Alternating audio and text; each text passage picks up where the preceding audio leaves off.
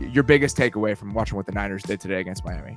So in wrestling, they have these things called hope spots, and it's where like kind of like the baby face, scrappy good guy like comes back and like hits a couple moves, and then the heels, the bad guys, just overpower him at the end and just batter them. And that's what this game kind of felt like. Every time the Dolphins kind of did some stuff to like the first play, Tua and had a great drive to start the fourth quarter, and it was just like, okay, they got back up, and then you just remember this, even with a backup quarterback playing in there, this 49ers offense is just so explosive. I just thought that even with Jimmy G going out and Mr. Brock Lobster going in there, that they're running the same exact plays. They're running choice routes. They're running the 4 strong stuff. The run game looks amazing. You watch Trent Williams cutting off guys on the backside. You watch Deebo Samuel breaking 3 tackles on screens.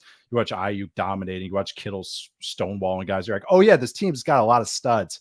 And then if Brock can just do enough, like he did in this game, and make a couple hard throws, just like Jimmy G has done, it was, I don't know. I was actually not as like down when watching this game. I thought it was going to just be a luck fest, but really rewatching it, it's like, no, he made enough throws and this offense was still cooking. Biggest throw he makes in that game, in my opinion, 3rd and 10, 1:18 left in the second quarter. Dolphins are in another cover 0 look. I believe they blitzed him on 43% of his dropbacks today, and that doesn't even include plays where they brought 4 that was an uncommon 4 that was part of like a cover 0 look. Uncommon 4. I like that. I like that though. I don't. So whatever it is, like hard to predict 4, like a non-traditional. No, 4. I like that uncommon 4. No, I was that serious. I wasn't being. So I'm sure there is an actual term for it, but I always forget it. So I mean, they had a lot of unblocked guys coming off the edge today in those looks, even when they were bringing 4 players. So I think that the pressure was notable. But on that play, 3rd and 10. It was Phillips coming unblocked off the left edge, and he just delivered a strike to Kittle over the middle of the field. And that drive ends with the CMC touchdown with like 4 seconds left in the half, where they had Kittle and Ayuk clear out on that side, and he hits him in the flat, and it's a score. He had him on second down. It's actually a really nice throw, and McCaffrey kind of dropped it. So Purdy made a bunch of big plays in this game. I mean, enough big plays in this game. I'm worried about the sustainability of it moving forward. I think that, you catch one day where you're playing a bad defense and, you have all those playmakers. I am concerned about what this means for their outlook. But today I was impressed with the amount of plays that he was able to make. Yeah, it's going to be how much those other guys can do. Like today they were doing it, but sometimes the coin doesn't flip your way. And he's Brock Purdy's like a chaos quarterback. And I will give him credit. His arm strength, I think he can do enough with his arm strength. It's not like a popcorn ball where he throws it out there and it's like, oh God, look at that loop. But it's man, he is a chaos quarterback. And today it worked out, but you can just see the differences between him and Jimmy G. There's in the first drive, they motioned CMC out, and Jimmy G is a straight line quarterback mentally. He's going to take the path of least resistance on each play. So CMC just runs by the linebacker and he's like, okay, throw the go ball. Brock comes in and they run same thing, put CMC on a little motion. He runs a go, still has a linebacker one-on-one.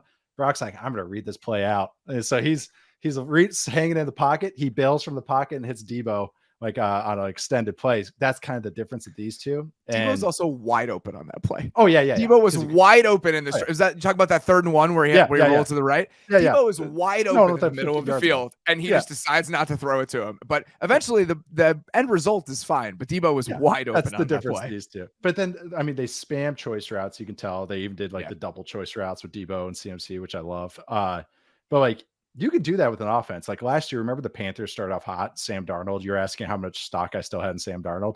And I was like, I still have it, but I don't know if this is sustainable. But it's because they were spamming choice routes to CMC, and that was their offense. It was awesome. They just weak side choice, just over and over. And today, that touchdown included, it was angle routes, sit routes to CMC.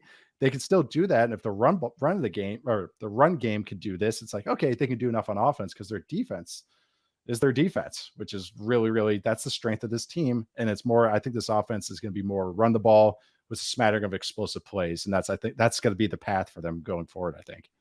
I love some of the stuff that you mentioned, that play, the shuffle motion where Jimmy was still in and he hits him down the right sideline. Yeah. That, and then on the 2-minute drive at the end of the half, they ran a little screen to McCaffrey from the slot with Debo in the backfield. That was Yep. just like another, just intentionally using him as a receiver in ways where like he's the focus of the play. We knew it was going to be cool, but they do like 3 or 4 things a game where it's like, man, that's pretty fucking cool. Yeah. So I still have severe doubts about a the 7th Debo round rookie quarterback. Right. Mr. Irrelevant.